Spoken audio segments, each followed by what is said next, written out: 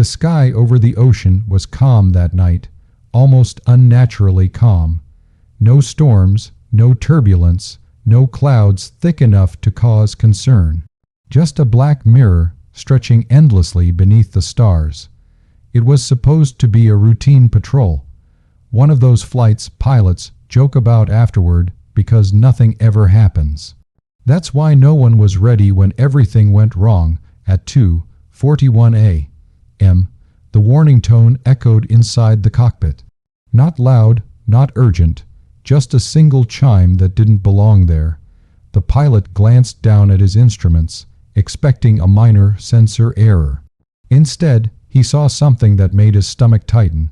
Altitude 51,000 feet, speed Mach 1.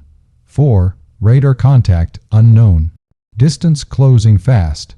At first, Command thought it was a civilian transponder malfunction or a drifting weather balloon. But balloons don't accelerate, and they don't lock formation. The dot on the radar split into 3, then 5, then disappeared. The scramble order came instantly. The pilot didn't hesitate. He pushed the throttles forward, feeling the jet surge as afterburners ignited, flames tearing into the night behind him. The aircraft climbed aggressively, slicing through thin air as the world below faded into darkness. At 55,000 feet, the sky changed, stars dimmed, the horizon curved unnaturally. The cockpit felt quieter, heavier, like the jet was pushing into a place it wasn't meant to be. Then the radar lit up again, 5 contacts, all around him, no exhaust trails, no heat signatures, no radar profiles matching anything in the database.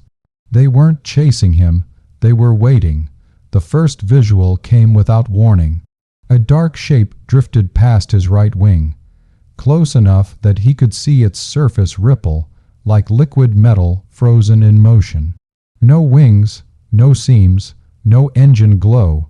It moved silently, as if sound itself refused to touch it. His targeting system tried to lock on. Failed. He switched sensors. Failed. Infrared showed nothing. Radar painted nothing. Yet his eyes told him it was right there. Another object appeared above him, then below, then behind. Perfect spacing. Perfect synchronization. They moved like they were part of the same mind. The pilot tightened his grip on the controls. His breathing slowed, not from calm, but from discipline. Panic was a luxury he couldn't afford at this altitude. He banked left. All 5 objects mirrored the turn instantly. That's when his jet began to shake. Not turbulence, not stall, something else.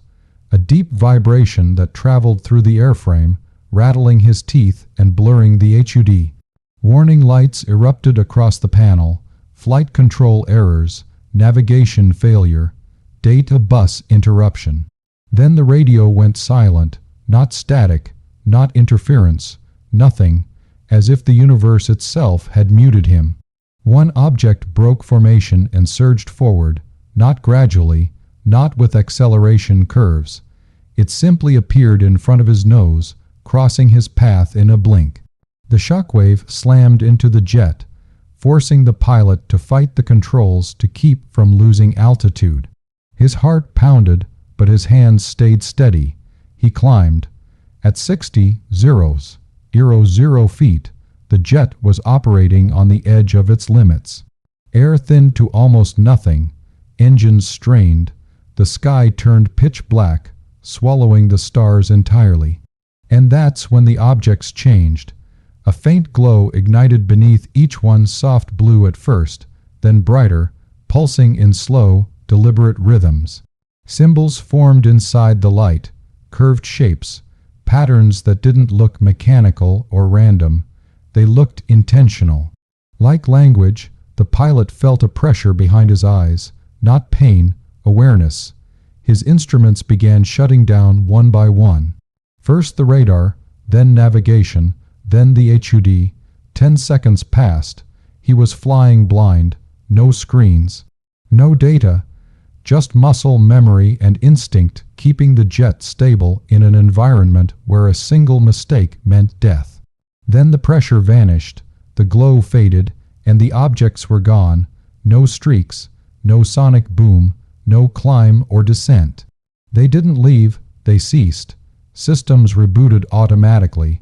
Screens flickered back to life. Radar showed nothing but empty sky. The radio crackled as command finally broke through, shouting his call sign, demanding answers. He didn't respond right away. He couldn't, because something was wrong. As he descended, passing through 0 feet, a warning indicator flashed for structural anomaly. The jet felt normal. Controls were responsive, engines stable, but when he rolled slightly left, moonlight reflected off the wing and revealed it. A mark, perfectly smooth, etched into the metal like it had been pressed, not burned. The same curved symbol he had seen glowing beneath the objects. It wasn't damage, it was precise, clean, intentional, like a signature. The landing was silent. Ground crew surrounded the aircraft as soon as it stopped. Mechanics climbed ladders, inspecting every inch. Conversations died the moment they saw the mark. One of them stepped back slowly, eyes wide. He whispered, barely audible, "This isn't the first time." The pilot felt cold. Debriefing lasted hours. Radar data was incomplete. Sensor logs corrupted. Audio recordings filled with gaps of silence where nothing should have been missing. Officially, the incident was labeled an equipment malfunction combined with atmospheric interference. Unofficially, no one slept that night. The jet was grounded indefinitely. The mark was photographed, scanned, analyzed. No known tool could replicate it. No known material science could explain how it formed without heat or force. The pilot was ordered not to speak about the mission. But weeks later, alone in the hangar, he stood beneath his aircraft and stared at the sky. Not with fear, with certainty. Whatever he encountered wasn't testing weapons. It wasn't scouting defenses. It was watching, and next time it might not stay silent. If you want more classified style jet encounters, real aviation mysteries, and stories they never explain publicly, stay right here on Jet Clash TV.